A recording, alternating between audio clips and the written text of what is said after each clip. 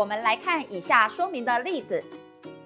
较好伫明路风学客家话，也是从实体课程，常用多年学客话写一篇文章，250到300字来表达你的看法。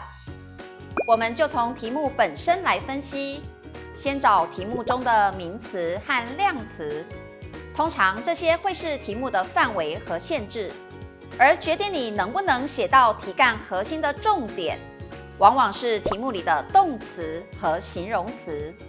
所以，多年学客话这个题目，我们分析一下，这句话里面的名词是客话，我们要确定内容的范围就是客话，不能写其他语言。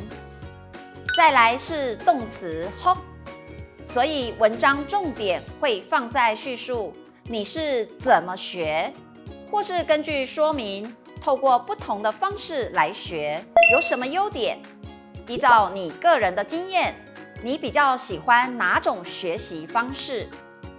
如果你没看懂题目，在文章中一直谈学客语很重要，大家都要来学习，传承客家文化，那就有点偏题了。再来必须快速的做全文的构思立意，像这种题目是偏重论说文的文体，建议采用4段论述，先总说、分论、分论再总说的结构来下手。你可以这么规划：第一段，什么情况下你需要学客话，也就是你学客话的背景。第二段，先写网络线上学习的优点。第3段，再写实体课程的优点。第4段，最后总结，无论用哪种方式学客话，都要有认真的态度。